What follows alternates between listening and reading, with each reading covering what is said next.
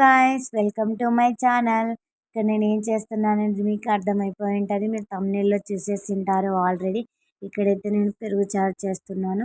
ఇదైతే అందరికీ తెలిసే ఉంటుంది, ఎందుకంటే ఇన్స్టెంట్గా కూడా మనం చేసుకుంటాం కాబట్టి చారుని. ఇక్కడైతే నేను ఈ విధంగా చేస్తున్నాను అనేది మీరు చూసేయండి.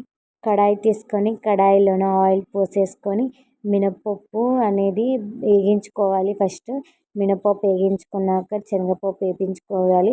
వీటిని వేగించుకున్నాక బాగా వేగాక ఇక్కడ జీలకర్ర ఆవాలు వేసేయాలి. ఎందుకంటే ఈ మినపప్పు శనగపప్పు త్వరగా వేగవు కాబట్టి ఇవి వేసుకున్నాకనే జీలకర్ర ఆవాలు వేసుకోండి.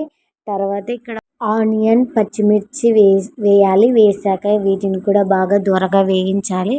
దూరగా వేగించాక బాగా కలపాలి. కలిపాక చాలా వీటితోనే మనకు టేస్ట్ అనేది బాగా వస్తుంది అన్నమాట. ఈ స్టఫ్ని మనం ఎంత బాగా చేస్తామనేదే పెరుగు చారు అలా ఉంటుంది.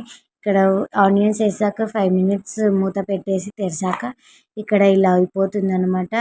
మగ్గింటాయి కాబట్టి ఇక్కడ సాల్ట్ అలాగే పసుపు వేసి బాగా కలపాలి. కలిపాక ఇక్కడ మూత పెట్టేయించాలి 5 నిమిషాలు. తర్వాత తీసి చూస్తే చూసారా, ఇక్కడైతే రెడీ అయిపోయింది మన స్టఫ్.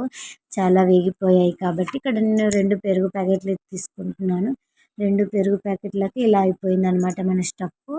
ఇంకా ఇవి వేసేసుకోవాలి పెరుగు చారు, ఇంకా అయిపోతుంది అనమాట. అర్థమైపోయి ఉంటుంది. ఈ విధంగానే చేసుకుంటున్నాను నేను ఎప్పుడు సింపుల్గా ఇన్స్టెంట్గా. ఇక్కడైతే చూసారా అయిపోయింది. ఇక్కడ తర్వాత 5 నిమిషాలు మూత పెట్టేశాక కొత్తిమీర వేసేయాలి. కొత్తిమీర వేసాక ఇక్కడ బాగా కలపాలి. కలిపేశాక ఇక్కడ చూడండి ఇలా ఉండాలి కన్సిస్టెన్సీ. ఇక్కడ మూత పెట్టేసి స్టవ్ ఆఫ్ చేసుకుంటుంటే అయిపోయినట్టే. ఇక్కడైతే నేను ఇలా విధంగా చేసుకుంటాను, చాలా బాగుంటుంది టేస్ట్ అయితే. ఈ వీడియో కనుక నచ్చినట్లయితే లైక్ చేయండి, షేర్ చేయండి, కామెంట్ చేయండి, సబ్స్క్రైబ్ చేసుకోండి మై ఛానల్ని ప్లీజ్.